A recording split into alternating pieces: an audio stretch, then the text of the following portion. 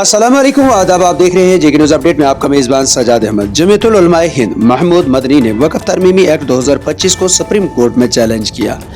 जमीयतुल उलमा हिंद के सदर मौलाना सईद मोहम्मद असद मदनी ने वक्फ तरमीमी एक्ट 2025 के खिलाफ सुप्रीम कोर्ट में मुफाद आमा की अर्जी यानी PIL दाखिल की है, जिसमें इस कानून की आईनी हैसियत को चैलेंज किया गया है। आज यहाँ जारी एक रिलीज के मुताबिक अर्जी में ये मौक़िफ़ इख्तियार किया गया है कि इस कानून में एक नहीं बल्कि आईन हिंद ए के मुताद दफ़ात बिलखसूस 14, 15, 21, 25, 26, 29 और 300 के तहत हासिल शुदा बुनियादी हकूक़ की शदीद खिलाफ वर्जी की गई है, जो मुसलमानों के मजहबी व सकाफती हकूक़ और शनाख्त के लिए संगीन खतरा है। मौलाना मदनी ने कहा कि ये कानून अक्सरियती ज़हनियत की पैदावार है, जिसका मकसद मुस्लिम कम्युनिटी के सदियों पुराने दीनी व फलाही ढांचे को ख़त्म करना है।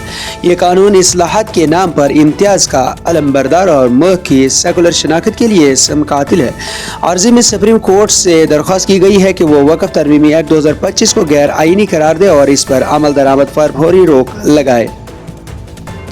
इस मुकदमे में मौलाना मदनी की पैरवी advocate on record Mansoor Ali Khan कर रहे हैं। जमीयतुल उलमा हिंद के कानूनी अमूर के निगरां मौलाना व एडवोकेट नियाज अहमद फारूक ने बताया कि जमीयतुल उलमा हिंद ने अहम सीनियर वकला की खिदमत भी हासिल की है।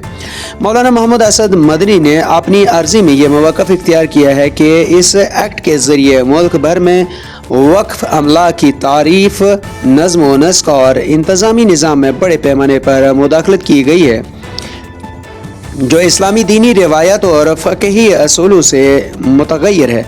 अर्ज़ी में कहा गया है कि ये तरमीमात बददियानती पर मबनी है, जो वक्फ इदारों को कमज़ोर करने के मकसद से की गई है। उन्होंने इस कानून की मुतअद्दिद खामियों का भी इस अर्जी में तज़किरा किया है, बिलखुसूस ये कि वही शख्स वक़्फ़ कर सकता है जो 5 साल से बाअमल मुसलमान हो। इस शर्त की किसी भी मजहबी कानून में कोई नज़ीर नहीं मिलती। नीज़ ये शर्त लगाना कि वक्फ को यह भी साबित करना पड़ेगा कि इसका वक्फ करना किसी साजिश का हिस्सा तो नहीं है, ये बेहुदा कानूनी नुक्ता है। नीज़ ये अमर आइन के आर्टिकल 14 और 15 की खिलाफ वर्जी है। इसके अलावा वक्फ बायूज़ के ख़ात्मे से इन मजहबी मकामात को ख़तरा है, जो तारीख़ी तौर पर अवाम के मुसलसल इस्तेमाल से वक्फ की हैसियत इख्तियार कर चुके हैं। इनकी तादाद 4 लाख से ज़ायद है। इस कानून के निफाज के बाद ये जायदादें ख़तरे में पड़ेंगी और सरकारों के लिए इन पर कब्ज़ा करना आसान हो गया है। इसी तरह मरकज़ी और रियासती वक्फ कौंसलों में गैर मुस्लिम अफराद की शमूलियत मजहबी अमूर के इंतज़ाम के हक़ में आर्टिकल 26 की सरही खिलाफ वर्जी है।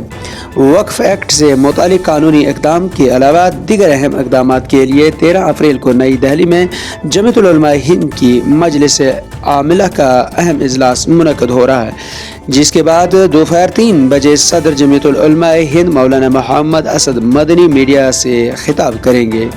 आपका क्या कुछ कहना है? आप इसे और कमेंट बॉक्स में अपनी राय दे सकते हैं। मुझे दीजिए इजाज़त। अल्लाह हाफिज़।